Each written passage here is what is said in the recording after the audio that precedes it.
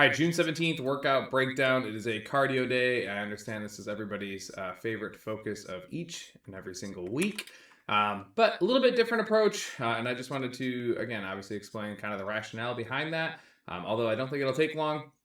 I've been slowly creeping in a little bit more of volume running. If you haven't noticed, you should notice moving forward throughout the remainder of June. That aside, you will get to choose your distance here. Keep in mind the 1,800 are, I would imagine, the most logical choices for people. The 500-meter run, really an option there for those who aren't overly confident or overly proficient on the treadmill. And we're really just working on kind of step one of running. But for those of you that are pretty comfortable on the treadmill, feel like you're fairly efficient, you're really choosing between 800 and 1,000 here. You'll get to do this 5 times under the assumption that you will finish the entire workout, of course.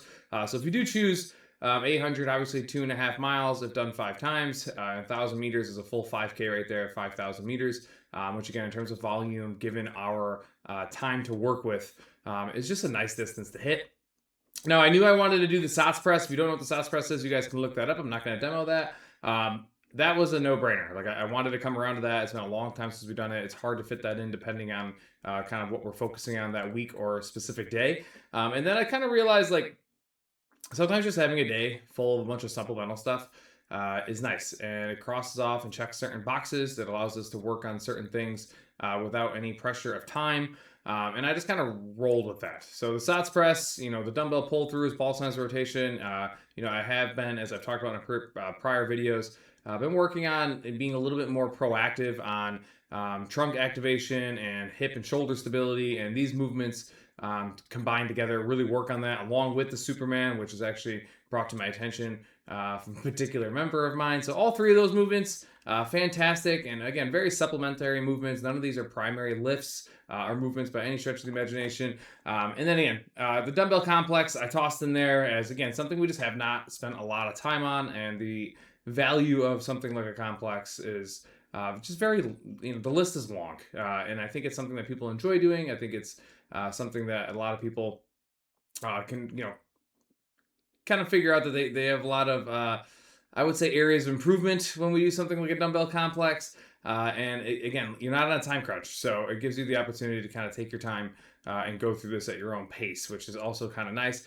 Just to clarify, the dumbbell complex, I know there's always a lot of confusion on these things. Keep in mind, complex is performing a certain amount of movements without putting the weights down. So here you got 4 of them. You got a clean, into a hang clean with a front rack, a front squat, and then a push press.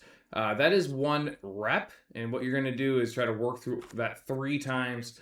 So 3 reps technically equals a set, and then you'll take your break, put the dumbbells down, and you'll do 5 sets of that. So usually during a complex, you're doing your best to make it as smooth and as clean as possible from movement to movement as you transition through those movements. The more advanced people are with these, you typically can tell if you're watching them, because they kind of they transition and ping pong between movements very, very comfortably. Like I said, very smoothly. There isn't a lot of hiccups, and the more and more advanced you become, ultimately, instead of trying to think about what the next movement is and how you're going to transition from a clean to a hang clean, etc., you really just focus on how much weight you can move with good form, and obviously keeping the integrity of each piece of the complex together. So it's just a wonderful way to finish it. I think, again, like I said, in terms of time, everybody should be good.